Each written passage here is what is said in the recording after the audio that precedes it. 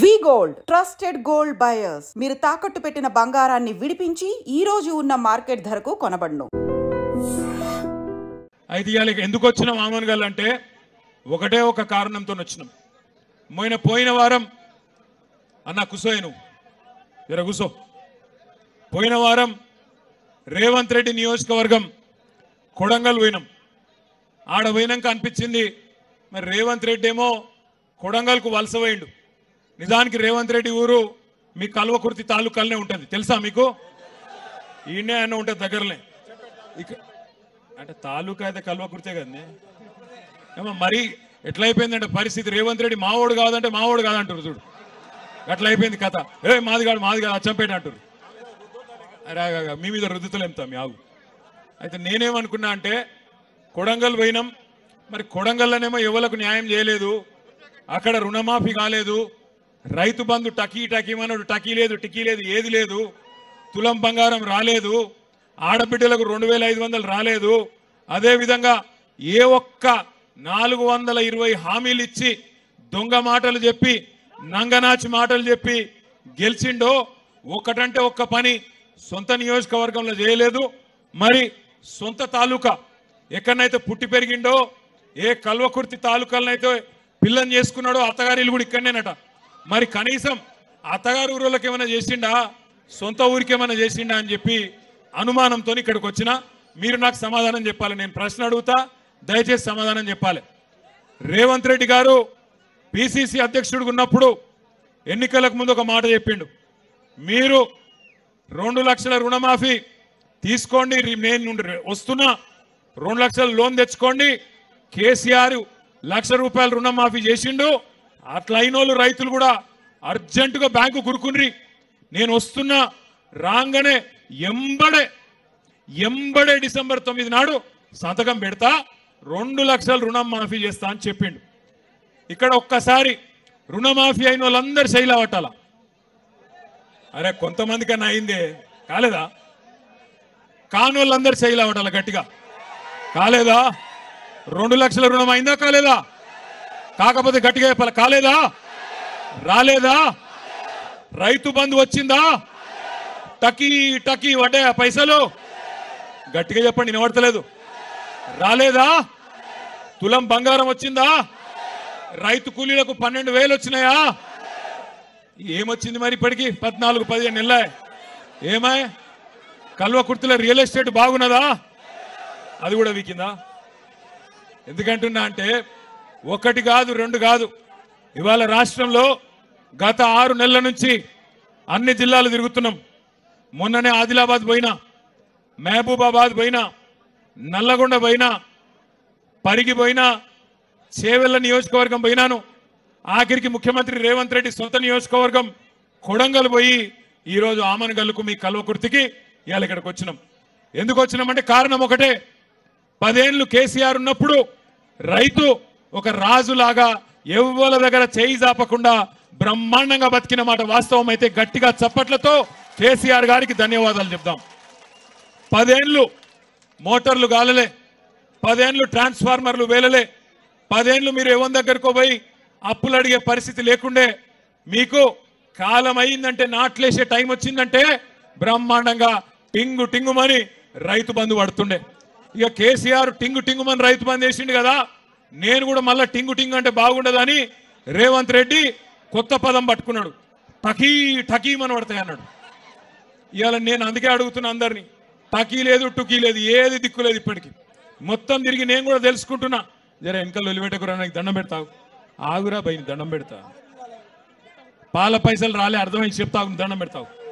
పాల పైసలు రాలేదట, వెనకకెళ్ళి 7 బిల్లులు రాలే, పాల రైతులకు కూడా రాలే అని చెప్తుండే తమ్ముడు వెనకకెళ్ళి.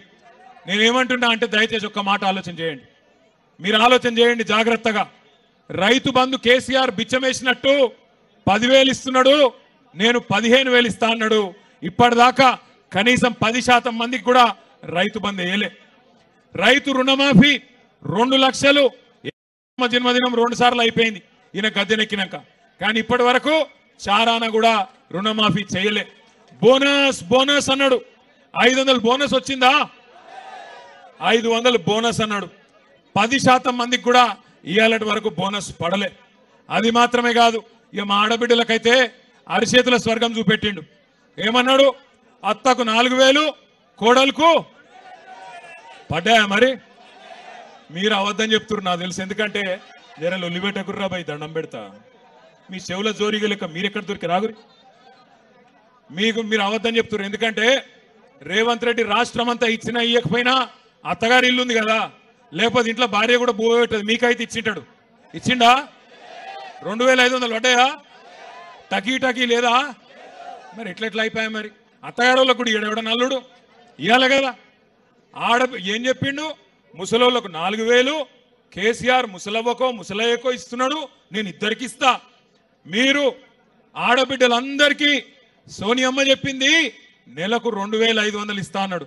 500 రూపాయలకు సిలిండర్ ఇస్తా అన్నాడు. ఇచ్చిండా? 200 యూనిట్ల కరెంటు ఫ్రీ అన్నాడు. వచ్చిందా? మరి 14-15 నెలలు ఏం చేసిండు? మరి 35 సార్లు ఢిల్లీ ఎక్కే విమానం, దిగే విమానం తప్ప 35 పైసలు కూడా ఢిల్లీకి వెళ్ళి తెచ్చింది లేదు. మరి వాళ్ళ నేను మిమ్మల్ని ఆలోచించమని కోరేది ఒకటి, మీరందరూ రైతు బిడ్డలు, మీరందరూ వ్యవసాయ కుటుంబాలకు వెళ్ళి వచ్చిన రైతు బిడ్డలు. ఇవాళ కేసీఆర్ గారి నాయకత్వంలో 10 ఏళ్లలో ఇదే కల్వకుర్తి తాలూకాలో, ఇదే వలసల జిల్లాగా పేరుపడ్డ పాలమూరు జిల్లాలో బ్రహ్మాండంగా రివర్స్ మైగ్రేషన్ చాలు అయి వేరే రాష్ట్రాలకు వెళ్ళి కూడా కూలీలు మన పొలాలకెచ్చి పనిచేసే పరిస్థితి కేసీఆర్ నాయకత్వంలో మనం తెచ్చుకున్నాం. కానీ సంవత్సరం తిరగకుండానే నిన్న మొన్న మీరు పేపర్లు చూడండి, నిన్నగాక మొన్న ఒక రైతు ఆయన లోన్ కట్టలేదని చెప్పి వాళ్ళ ఇంటి పాటాకు ఇంటి తలుపెత్తుకొని పోయారు, ఇంటికాడ గేట్ ఎత్తుకపోయారు. చూసిర్రా మీరు? నిన్న ఒక రైతుది ఆయనతో స్టార్టర్ ఎత్తుకపోయినారు. రేపో మాపో తులం బంగారం వచ్చిందా అక్క మీకు? మీరు నిజంగా కల్వకుర్తోలు బాగా హుషారున్నారు, వచ్చినా కూడా రాలేదని చెప్తారు. నేను బయట రాంగ మైసిగండి కాడ ఆగి అక్కడ పంతులు కూడా అడిగిన, సార్ వచ్చిందా ఇక్కడ తులం బంగారం పంతులు గారు అంటే, మా వాళ్ళకి మాత్రం వచ్చింది, అత్తగారు ఊరు కదా ఇచ్చిండు అన్నాడు. మీరేమో నాకు అవద్దని చెప్తాను. రాలేదా తులం బంగారం? మొన్ననేమో పాటకు ఎత్తుకపోయినారు, తలుపులు ఎత్తుకపోయారు, నిన్ననేమో స్టార్టర్ ఎత్తుకపోయినారు. రేపో మాపో తులం బంగారం వచ్చుడు కాదు, మీ పుస్తల తాడు కూడా ఎత్తుకపోతాడు వీడు, గంత దొంగ. మేము చెప్పినాం ఎలక్షన్లకు ముంగట మీకు, వీడు లంగా నమ్మకుర్రు అని చెప్పినాం. మీరేమో నమ్మి ఆయనతో గుద్దినరు. కల్వకుర్తిలో జైపాల్ యాదవ్ అడ్డం పడ్డాడు, ఆయన ఎవరో గెలిచిండు. మరి ఇప్పుడేమో తర్వాత లబో దిబో అంటే లాభం ఏమున్నది? ఇప్పుడు అనుకొని బాధపడితే, మొన్న నేను హైదరాబాద్లో పోతున్నా, హైదరాబాద్లో సిగ్నల్ పడుడు పాపం ఉన్నది.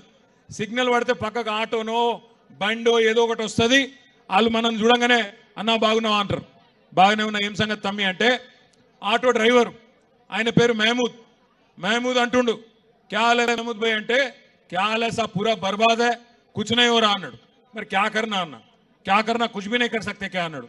अब महमूद भाई एक वोट का सजा 5 साल है ना, ఒక్క ఓటు మరి శిక్ష 5 ఏళ్ళు ఉంటుంది కదా, ఏం చేయాలి నేను అని నేనన్నా. అంటే మహమూద్ భాయ్ ఏమంటుండు ఎరికాను నాతోని, సాబ్ కోయి తర్కీబ్ నీ కే అంటుండు. అంటే ఏమైనా ఉపాయం లేదా సారు అంటుండు, ఏమైనా ఉపాయం లేదా ఈయన ఇంటికి పంపేది అంటుండు. నేను మిమ్మల్ని అందరినీ కరెక్టేనా నేను చెప్పేది? మీరు కూడా గదే అనుకుంటారా వేరేమని అనుకుంటారా? ఒక్కసారి కేసీఆర్ ఉన్నప్పుడు బాగుండే అంటే వాళ్ళు చేయలేమంటారు. పక్కా ముచ్చట్నా ఇది కూడా? మళ్ళీ ఎలక్షన్ ముందు ముచ్చట్నేనా?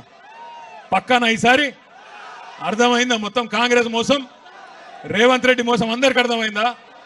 అత్తగారు ఊళ్ళో కూడా అర్థమైందా? ఆఖరికి మంచిగానే ఉన్నది కథ.